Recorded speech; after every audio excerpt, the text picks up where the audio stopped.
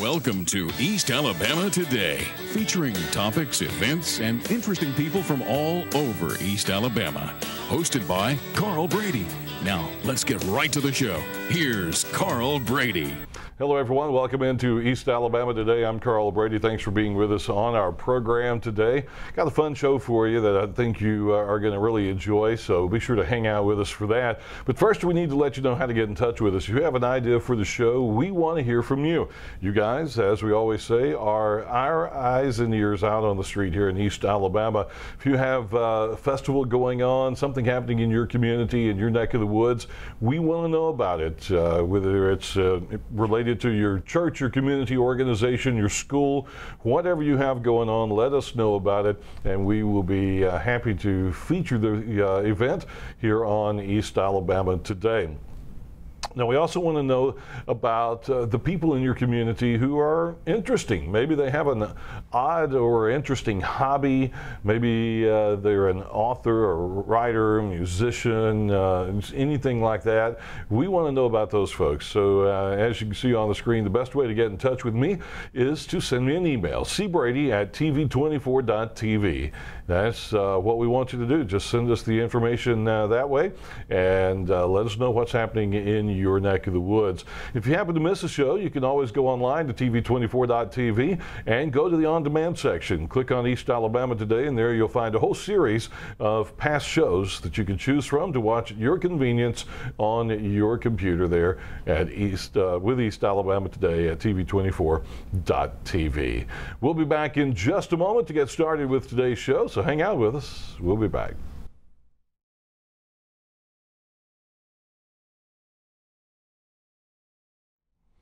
Well, we welcome you back into East Alabama Today, and I told you we were going to have an interesting show today, and it's going to be a fun one because you know how I am about animals and dogs and things like that. So we're going to be talking about dogs and pets today with Laura-Beth Knight. Laura-Beth, welcome to the program. It's good to be here. Great to have you here. Laura-Beth is the Alabama coordinator for an organization called Dogs on Deployment. I had heard about similar organizations, or maybe even had heard about this organization and didn't know that I was hearing about it, but I know that this kind of thing is done. But you guys are really starting to branch out here in Alabama, trying to reach out into the state of Alabama community to reach out to military families, yes, basically, and their pets, to help take care of their pets while they're on deployment. So just give me an overview of what it is you guys do. Well, Dogs on Deployment is a nonprofit that helps military members who need someone to board their animals while they're away on deployment connect with people who are willing to board their animals. A lot of the times we help single military members who don't have any other options. It's you know, they're at the end of their rope. They're, you know, there's a lot of the times people are at the shelters in tears thinking they have no other options, and the shelters will mention, hey, have you looked into the group? The other thing that they do is we have a pet chit program that helps financially when, you know, a dog needs to be spayed or neutered, or, you know, if they need microchipping, or if they have emergency vet care. A lot of the times the program will give grants to military members and veterans for that. Absolutely. And if you hear a dog collar clinking, or you happen to see a dog come jump on us in the middle of things, that's okay, because Kaiser is here with us, and we're just kind of letting him roam around the studio and find his way around. So he'll make an appearance whenever he feels comfortable, I think, coming in and visiting with us. But you know, I imagine that is a source of stress for many members of the military. There's so many people have pets, have dogs, and you get those deployment. Come here. Okay, he's not going to come close enough for us to. You see his tail go across the screen there. You get those deployment orders. You got to get your stuff in order. You got to get everything taken care of. Here he is, and that includes your pets. You don't just turn them out on the street or give them away just because you're going to be gone for 6-9 months or a year. So this provides them a really nice option. Exactly.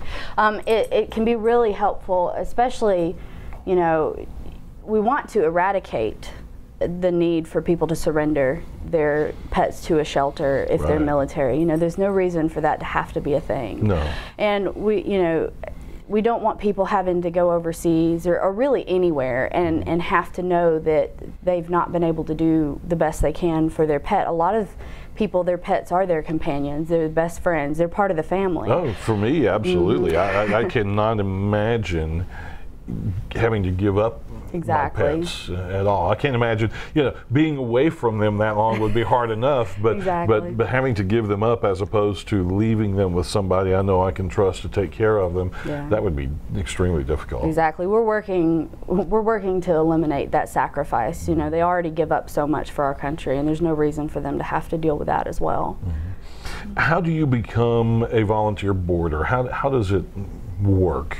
Well, dogsondeployment.org is our website, and if you go to the website, in the top left-hand corner of the screen there's a sign up button, and that button can be used for military members who need a boarder, for boarders who are interested, and also if you're just interested in being an event volunteer. If you're not in a position to board currently, we do have several events coming up in the area, and you can sign up through that link as well. How much of a demand for there is this in Alabama? How much of a need? We have Alabama has a lot of people who are deployed full-time military, or even part-timers who are deployed in a reserve capacity or something like that. So I imagine it's probably a pretty big demand. There is a high demand. I think right now the biggest problem is a lot of people don't know that we exist. They don't know that the help is there. So we're doing what we can to try to get the word out. We really appreciate you having us in today to talk about it, and we're just trying to get the word out to these people, because there's a real high demand for this kind of thing. I've had a lot of people contact me and say, man, I wish we had known about that, when I was in the military or whatnot. So. Now, as a volunteer boarder, it is a volunteer basis. You're not getting paid to board the animal or anything like that. But who are you looking for? And is there a vetting process through the organization to make sure you've got legitimately good animal-loving people who are doing this work? When you sign up, there is a process. They check your application before completely submitting it to the site. We also have information on the website. It kind of helps people, the military members, meet the boarders. We always encourage people to make sure you feel comfortable with the person you're wanting to board with. We do not do home visits. That's not something that our organization does. We work mostly on the database side of it, trying to connect people together.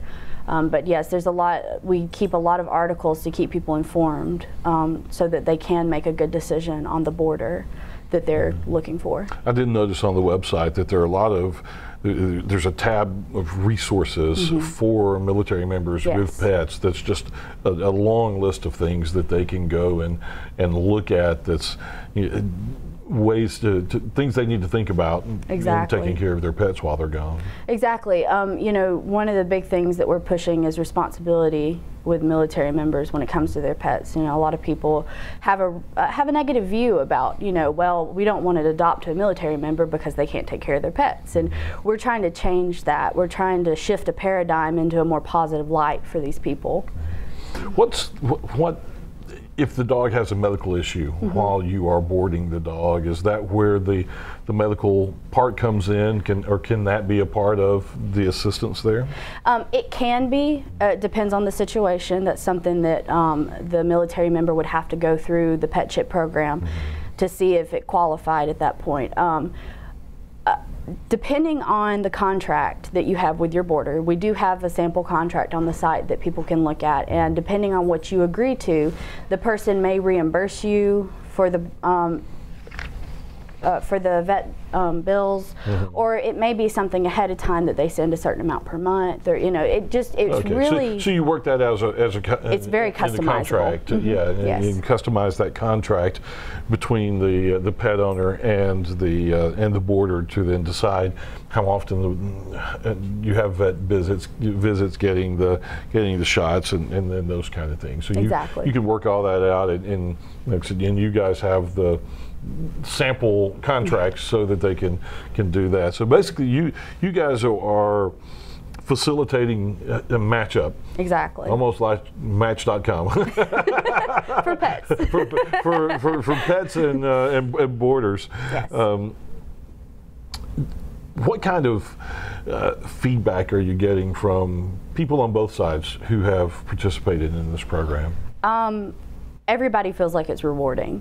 Mm-hmm. I think that a lot of military members find a lot of relief from what I have heard in the program, and of course the people that are boarding the animals, that there's a lot of pride in the fact that they can help with military, and it may be somebody that's not been able to be in the military, but they want to be able to support our military, and that's a good way for them to go. It's just, I have heard so much positive feedback. It's fantastic. And I can see where military veterans might be a great source of volunteers for this, because they've been there, they know the struggles, they know what this active duty person is going through, and and veterans are always looking for ways to give back to active duty people. So I imagine that veterans would be a good matchup for a program like this. We have several that work with us that are fantastic people. We need to take a quick commercial break, so we'll do that right now, and we'll be back with more concerning dogs on deployment when we come back here on East Alabama Today.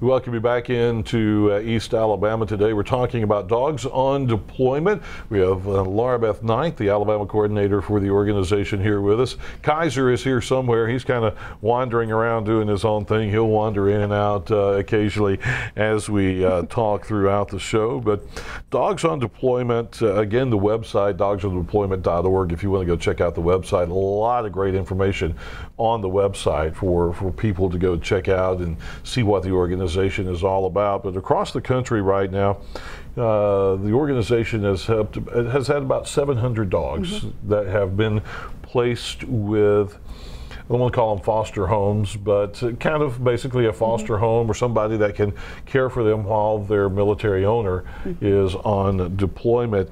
Almost $100,000 in medical assistance has been given out as well. Talk a little bit more about that medical assistance program. That's for members of the military. And for veterans. And for veterans. Who have pets, and it's as expensive to have your pet taken care of as it is to take care of yourself sometimes. Yes, it is. The program helps people who are qualified to get medical assistance. We promote responsible pet care, so a lot of the assistance goes to spaying and neutering, and also to microchipping. If somebody's about to go on deployment, we help with microchipping.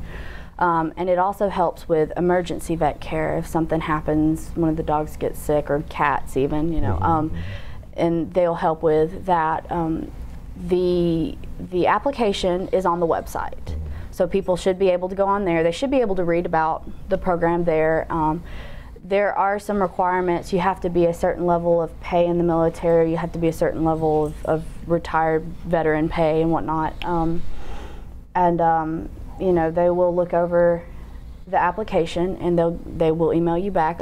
Actually, Kaiser was helped with that program, and they got back real fast with him, and they were real professional about it. Yeah. And they got him helped out real fast.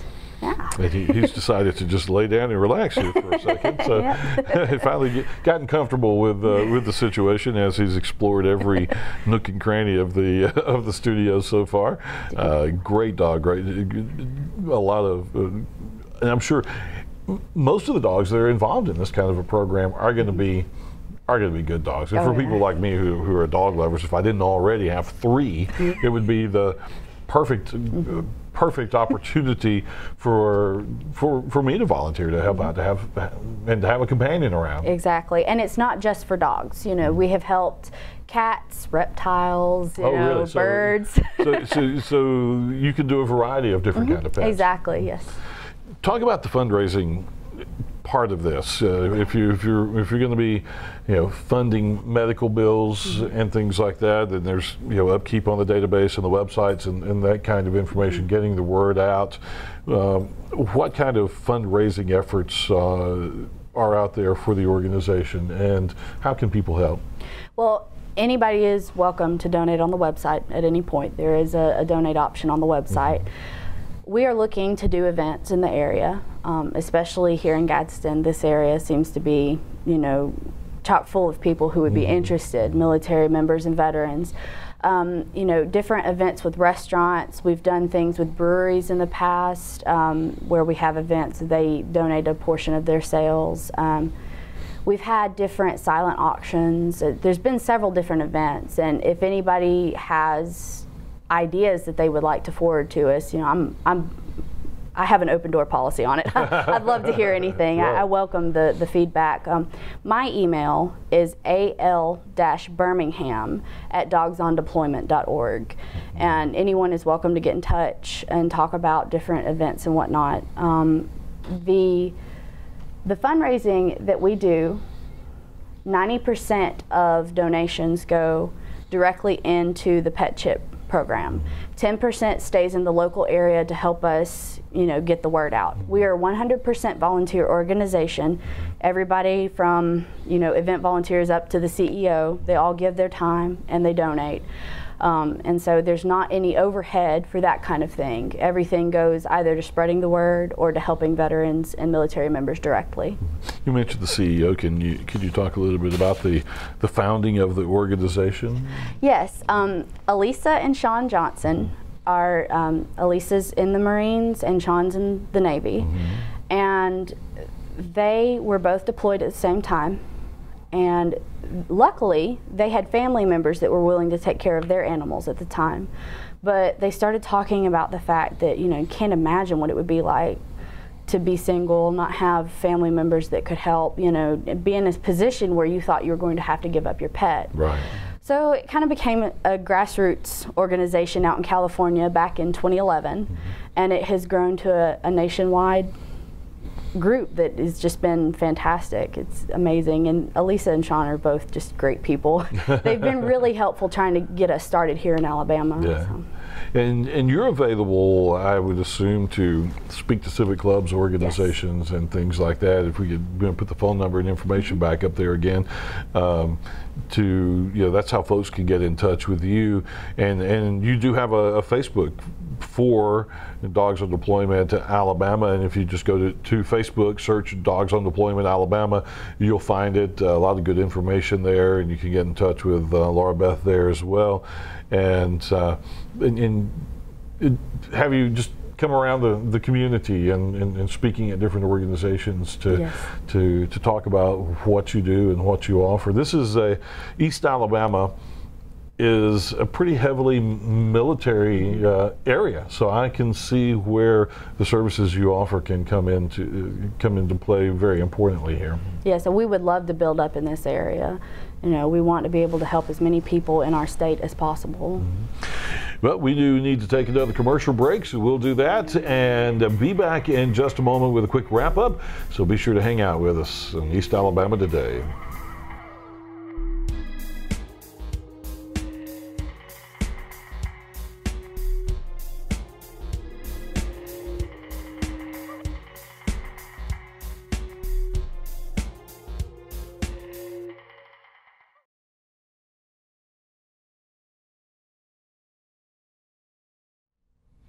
Well, time to wrap up the show for today. We've been talking about Dogs on Deployment, and again, a great opportunity for you to get involved as a volunteer with this organization as they're just getting started in Alabama, trying to spread throughout the state of Alabama. And you volunteer to be basically a foster home for the pet of a member of the military who is being deployed and has nowhere else to take their pet pet so that they don't have to give up their dog or their cat or whatever pet they have. Here's your contact information. Laura Beth's phone number there if you want to write that down. dogsondeployment.org is the national website. Tons of great information there on the website. For more localized information, go to Facebook, search for Dogs on Deployment Alabama, and you'll find a lot of information there as well. And Laura Beth, it's been great having you on the program. Thank you for having me. I think this is an interesting program that I think people around here will enjoy being a part of. I'm looking forward to working with everybody. And thanks for bringing Kaiser with you now. He's settled down over here, taking a nap, pretty close to it, or at least looking and saying, "Will y'all please hurry and get this done with?" So thank you very much for being on the program. And folks, we thank you for watching here on East Alabama Today. Hope you have a great day, and we'll see you next time.